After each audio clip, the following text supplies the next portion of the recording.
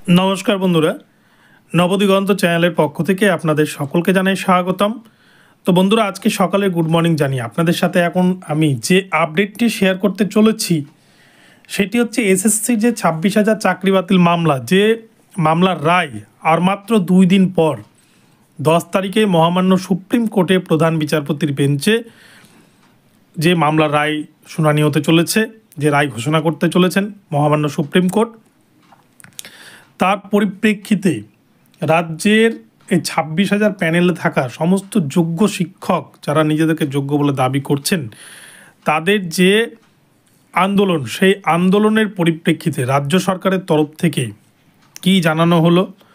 অপরপক্ষে বেশ কিছু প্রতিনিধি দল তারা কিন্তু মধ্যশিক্ষা পর্ষদের অফিসে গিয়েছিলেন এবং সেক্ষেত্রে তারা এসএসসি চেয়ারম্যানের সাথেও কিন্তু দেখা করেছেন। তো সেই ক্ষেত্রে কি জানানো হয়েছে সেই অফিস থেকে আপনাদের সাথে বিস্তারিত ভিডিওতে তুলে ধরবো, এবং আইনজীবী ফিরদৌস মহাশয় তিনি কি বার্তা দিলেন এই 26,000 চাকরি বাতিল সম্পর্কে, 10 তারিখ কী ঘটতে চলেছে সেই সম্পর্কেও বিস্তারিত আপনারা দেখতে পাবেন এই ভিডিওতে। তো চলুন আমরা বিস্তারিত আপডেটটি দেখে নিই।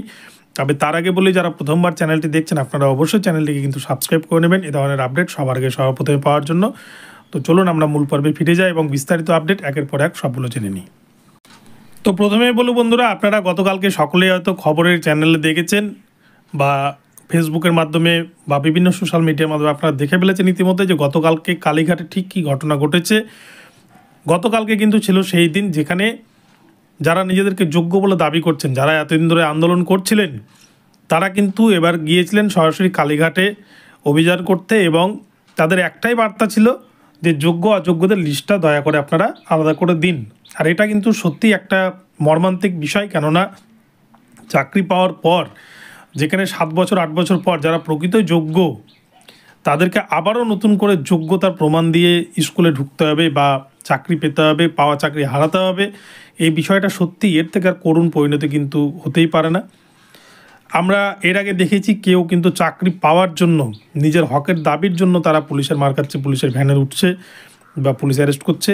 এবারে কিন্তু গতকালকে আমরা একটা অন্য ছবি দেখলাম যেখানে যোগ্য শিক্ষকরা নিজেদের চাকরি বাঁচানোর জন্য এ রাজ্যে পুলিশের মার খাচ্ছে।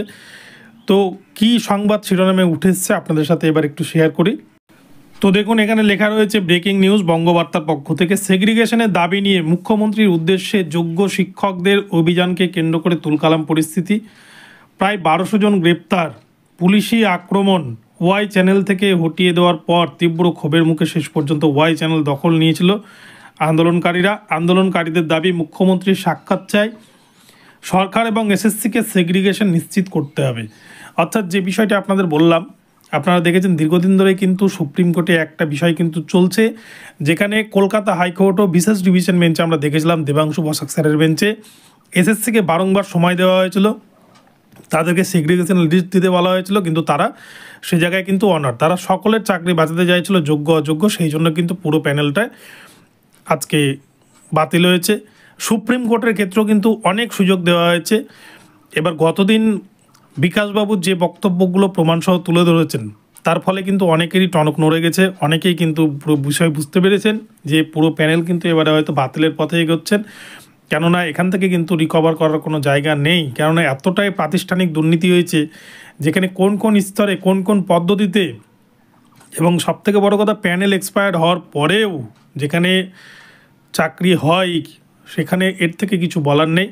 অপরপক্ষে একজন 23 পাওয়া ক্যান্ডিডেট সে 53 পেয়ে যাচ্ছে ওএমআর সিটে। তো কী রকম দুর্নীতি হয়েছে সেটা কিন্তু বোঝার অপেক্ষা রাখে না, আর কী রকম টাকার খেলা হয়েছে সেটা সকলেই বুঝতে পারছেন। তো এই জায়গায় দাঁড়িয়ে গতকালকে কিন্তু মুখ্যমন্ত্রীর সাড়া তো পায়নি। অপরপক্ষে কিন্তু যারা যোগ্য শিক্ষক ছিলেন, যারা আন্দোলন করছিলেন, তাদেরকে কিন্তু পুলিশের ভ্যানে করে তাদেরকে কাউকে লালবাজারে বা বিভিন্ন থানায় কিন্তু নিয়ে যাওয়া হয় এবং দিনভর আটকে রাখা হয়, এবং শেষ পর্যন্ত কিন্তু তারপরে কোনো আপডেট আমাদের কাছে এই মুহূর্তে আর নেই।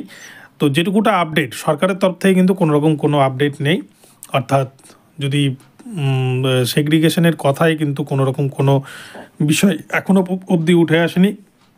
কিন্তু এসএসসি চেয়ারম্যানের সাথে একদল প্রতিনিধি দল, কোনো একটা রাজনৈতিক দলের প্রতিনিধি দল, তারা কিন্তু দেখা করতে গিয়েছিলেন, এবং সেক্ষেত্রে এসএসসি চেয়ারম্যান তিনি কিন্তু পরিষ্কার জানান যে আমরা সেগ্রিগেশনের লিস্ট রেডি করছি, আমরা সুপ্রিম কোর্টে সেটা প্রডিউস করব। আমরা চাই না যোগ্যদের চাকরি যাক।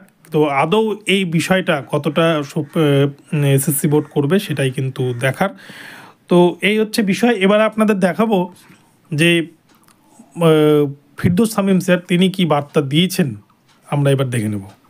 ব্যক্তি চাকরি পেয়ে গেল, পরবর্তীতে আদালতে মামলা করে জানতে পারি তার প্রাপ্ত মার্কস কত আর সেতাবের প্রাপ্ত মার্কস কত, কারণ নাম্বারই জানানো হয়নি। এই বঞ্চিত করলো কারা? রাজ্য সরকার, বোর্ড আর এসএসসি। তারা বঞ্চিত করলো। আর মানে গালাগালি দিচ্ছেন আইনজীবীদের। কেন?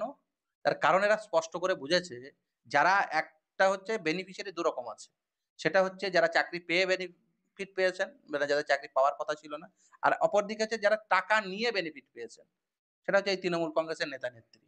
আর তাদের কিছু দোসর তারা সঙ্গে জুটিয়ে নিয়েছেন। কেন দোসর জুটিয়ে নিয়েছেন? তারা বুঝেছেন যে এই যে কোনো ভাবে সরকারের সাথে থাকলে, একটু হালকা করে সরকারের সাথে থাকলে তাদের সুবিধা হবে, এরকম হয়তো তারা বুঝছেন, ভুল বুঝছেন। একটা প্রাতিষ্ঠানিক দুর্নীতি, সেই দুর্নীতির যতজন বেনিফিশিয়ারি থাকবে তাদের প্রত্যেককে শাস্তি পেতে হবে। আর এই যে রিট পিটিশন দায়ের হয়েছে চাকরি সংক্রান্ত মামলায়, সেখানে যাদের চাকরি পাওয়ার কথা নয়, তারা যারা চাকরি পেয়েছেন তাদের চাকরি যাবে। তারা সেই যতই যা বলুন, চাকরি বাতিল হবে 100% নিশ্চিত। চাকরি বাতিল, যে যাই বলুক চাকরি বাতিল। যতজন অযোগ্য চাকরি প্রাপক রয়েছে সকলের চাকরি বাতিল। সে শুধু এসএসসির করেছে, ভবিষ্যতে প্রাইমারির করব। তো বন্ধুরা দেখলেন আপনারা সম্পূর্ণ ভিডিওটি, আশা করি আপনাদের ভালো লেগেছে। ফিরদৌস শামীম স্যারের বক্তব্য শুনলেন এবং কি কি ঘটনা ঘটেছে সমস্ত কিছু আপনাদের জানালাম। তো ভিডিওটি ভালো লাগলে অবশ্যই চ্যানেলটিকে সাবস্ক্রাইব করে দেবেন। দেখা হচ্ছে পরবর্তী ভিডিওতে। সকলে ভালো থাকবেন এবং নতুন আপডেটের জন্য অবশ্যই চ্যানেলটিকে ফলো করতে থাকুন। ধন্যবাদ।